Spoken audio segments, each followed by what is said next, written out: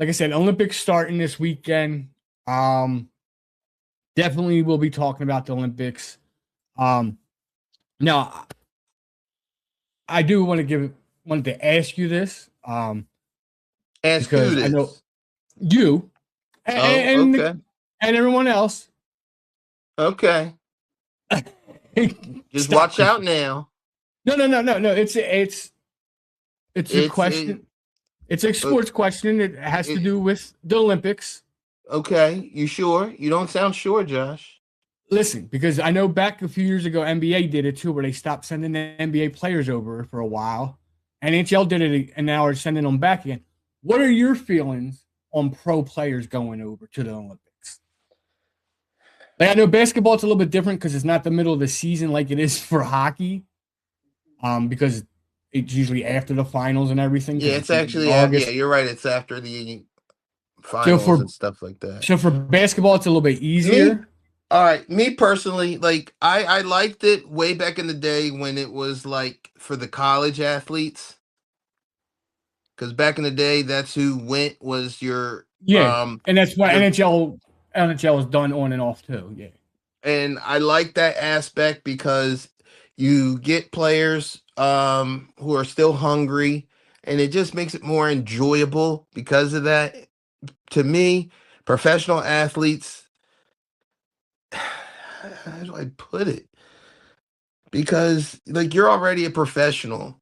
Yes, like track and field, like unless you're But a it, diehard track and field person, you're not going to know who they are unless it's times when they come to the Olympics. Because Mhm. they have to do special workouts to qualify for these things. To me, for the NBA, yes, the NBA has a selected group of coaches that get together with the players who are pretty much either finished the season or finish their workouts. Then they come together and finally outplay, and then you have to choose out of the top 75 players, but you got a group that made it already, so they get to be picked automatically. And then you got another tryout for another set of 5 or 6 people. I just think it's not right for professional athletes to have to be in it because I think it's where it was always a place where you earn to be an Olympian. I'm not saying that the professionals don't, but it made a certain group of people having to work their ass off to get to where they are.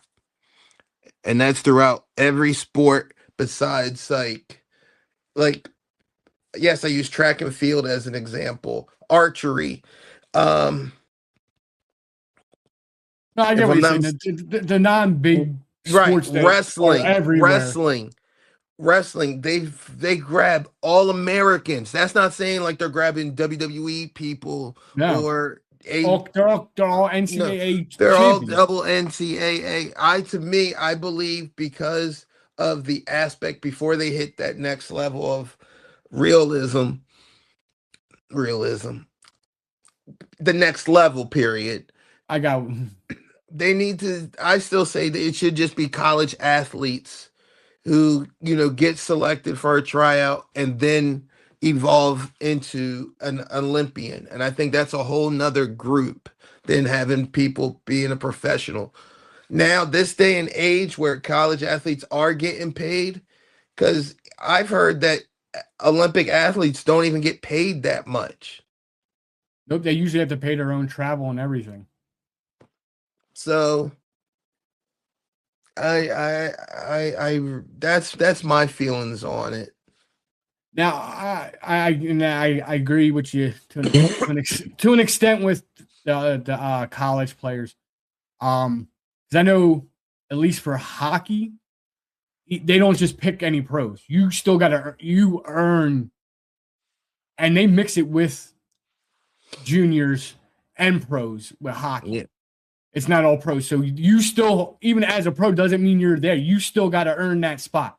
Austin Matthews, one of the best players in the world, had to earn his spot on Team USA to be able to play, and he still almost didn't make it. So that tells you right there. Connor McDavid, best player in the world, hands down. I can't stand him.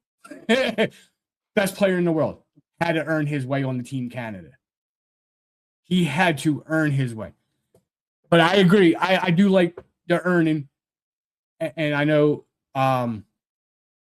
basketball, they kind of just take the pros, the all-star, bunch of all-stars and throw them on there. At least they did for a while. But like I said, at least with hockey, they still kind of mix it up and stuff like that. And I do like that. Come on. Miracle on ice. Nothing but college kids. Never played together before in their lives, other than a few of them that played on the same colleges together. Half of them couldn't even stand each other. They were from two rival colleges. Wanted to fight half the time. But that stuff you gotta love though, because that was just because they loved the game. Exactly. They wanted to be there. They wanted to represent their country. Yep. That's what it all comes down to. In the sport that they love. And they just had a maniac coach that even drove them even crazier and farther than they ever thought possible. And became the miracle. What it was, that team was never supposed to do anything, let alone win the whole thing. Especially not beat Russia. No one was supposed to beat Russia. Nope. At that point. In the 80s, no one was supposed to beat Russia. So I like the All-Star's fun sometimes just because you know the names, like you said. It's fun to be like, okay, yay, so-and-so's going, I can watch. But at the same time, it's good to see young, hungry people chasing for it and having fun and getting their name out there. Because even look at the Miracle team. I think one or two of them actually became like real big NHL guys, but most of them became great coaches because of that whole situation. So sometimes it takes you down a different path. I know myself playing, I started as a player and became a coach eventually. It's not always the same, but I do think Olympics is more fun when it's younger guys that seem hungry, not just the top name all-stars. I definitely agree with that part of it. No, we didn't lose to the Avalanche. We beat them 2-0 last night. We shut them out, buddy. Go somewhere. Get your info right.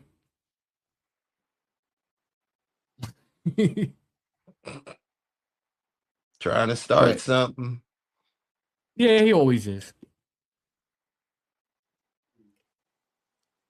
But no, women athlete, yes, at the Olympics. I know that was a big thing at the last Summer Olympics. They were saying how bad it was and complained about not having proper housing, training, stuff like that because they couldn't afford it. I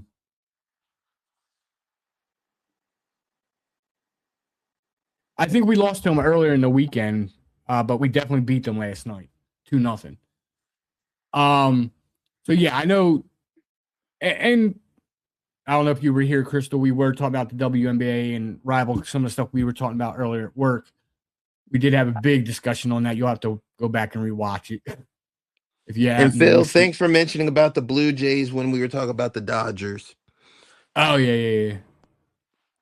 And Crystal's right because she was saying about how the women athletes over there had no housing and no areas on the trains even to get to some of these locations. They were treated like crap. And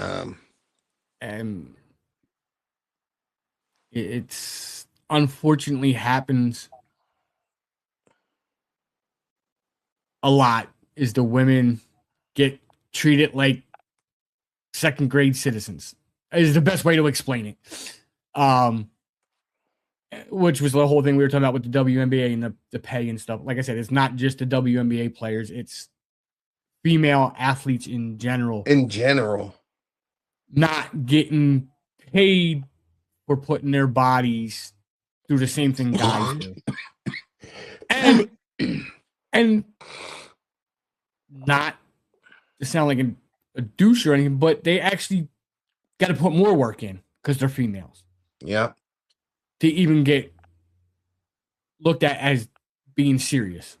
So that right there should help you understand that they do deserve better pay. I'm not saying crazy amount, but better pay than what these athletes get. They need to deserve to get what they earn and treat it right, so that stuff like that doesn't keep happening, like the Olympics and stuff like that, and everything like that. Like I said, Unrivaled kind of proved it.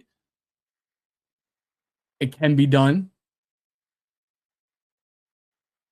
You just got to believe. As always, like, comment, share, hit that bell so you know when we're live. Which is every Tuesday at 7. So come hang out with us. I'm just Josh. I'm Will the Thrill. And we'll catch you on the next one. Peace.